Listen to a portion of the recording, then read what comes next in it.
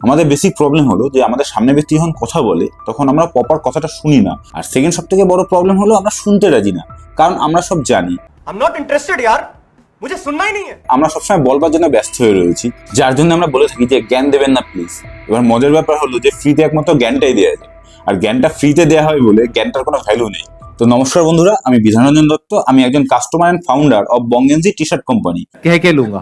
তো তোমাদের একটা গল্প বলি যে 80 শতকে আমাদের এখান থেকে একজন মারোয়ারি শেঠ, সে দুবাই গেছিল বিজনেস করবার জন্য। তো সে বহুত দিন বাদে বাড়ি ফিরছিল দুবাই থেকে, যে সে বাড়ি যে তার ফ্যামিলির সাথে দেখা করবে, একটা ছোট্ট বাচ্চা হয়েছে, সে বাচ্চাটাকে উনি দেখেনি, সে বাচ্চাটাকে দেখবে, তার ওয়াইফের সঙ্গে দেখা করবে।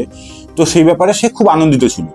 তো সে জাহাজে করে রীতিমতো দুবাই থেকে বাড়ি ফিরছে, সে জাহাজটায় ঘুরছিল। তো ঘুরতে ঘুরতে জাহাজে এক কোনায় যে দাঁড়ায় এবং সমুদ্রের এই সুন্দর দৃশ্য অনুভব করে। তো সেই মারোয়ারি শেঠের জাহাজে ঘুরতে ঘুরতে নজর যায় একটা মানুষের উপর, যে মানুষটা একান্তে একটা চেয়ারে বসেছিল এবং সে খুব মন খারাপ করে বসেছিল। তো সেই মারোয়ারি শেঠের মনে হলো যে বাড়ি ফেরার সময় কেউ মন খারাপ করে কেন বসে আছে। তো তার মধ্যে কৌতূহল জাগে। তো সে সেই লোকটার পাশে যে বসে পড়ে এবং তাকে জিজ্ঞাসা করে যে কি হয়েছে, আপনার মন খারাপ কেন। তো সেই ভদ্রলোক জানায় যে আমি বিদেশে গেছিলাম, যে আমি সারা লাইফ থেকে যে জ্ঞান অর্জন করেছি সেই জ্ঞানটাকে সেল করে কিছু পয়সা ইনকাম করবার জন্য। তো আমি বিভিন্ন দেশে যে অবজার্ভ করি যে আমার জ্ঞানকে পয়সা দিয়ে কেউ কিনতে চায় না, কারণ সবাই ফ্রিতেই জ্ঞান দিচ্ছে। তো জ্ঞানটাই সবার কাছে অ্যাভেলেবেল হয়ে। তো সেই মারোয়ারি শেঠ খুব খুশি ছিল, কারণ সে 17 বছর পর নিজের বাড়ি ফিরছিল।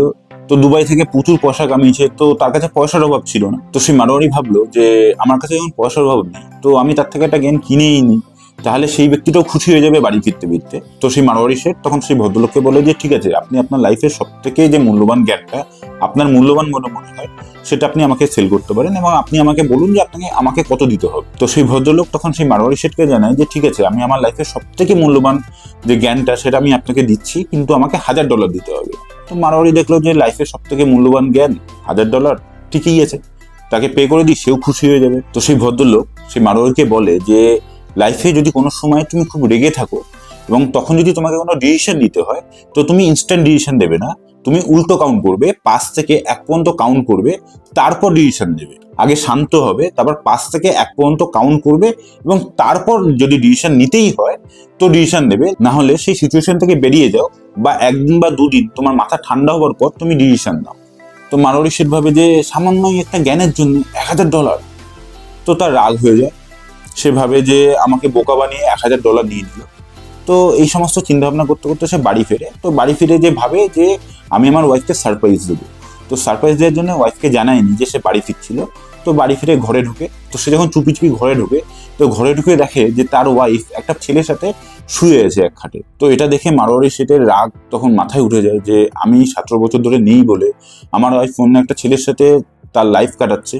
তো সেটা দেখে সে তার নিজের রাগকে কন্ট্রোল করতে পারে না। তো তার দেয়ালে যে তরোয়াল ছিল সে তরোয়ালটা নিয়ে আসে এবং নিয়ে সে কুপাতে যায়।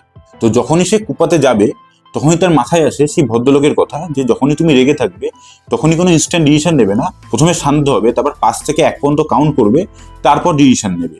তো তখনই সে থেমে যায়, থেমে যে তার ওয়াইফকে ডাকে যে কি হলো, আমি বাড়িতে নেই, তুমি অন্য একটা ছেলের সঙ্গে সহবাস করছো। তো তার বউ হাসে, হেসে বলে যে না, এটা অন্য কোনো ছেলে না, এটা হলো তোমার ছেলে। 17 বছর পর তুমি এসছো বলে তুমি তোমার ছেলেকেই চিনতে পারোনি। তো এই কথাটা শোনার সঙ্গে সঙ্গে মারোয়ারি শেঠ খুব লজ্জায় পড়ে যায় এবং নিজে খুব গিল্টে পড়ে যায় এবং সঙ্গে সঙ্গে নিজের হাত থেকে তরলটা ফেলে দেয়। তো মারোয়ারি শেঠ তখনই বুঝতে পারে যে কেন ওই ছোট্ট একটা জ্ঞানের দাম $1000 ছিল, এবং সেই জ্ঞানটা শুনেছিল বলে সে লাইফে আজকে চরম অন্যায় করবার হাত থেকে সে মুক্তি পেয়ে যায়। कुछ क्लैरिटी आ रही है आपको? बिल्कुल सर।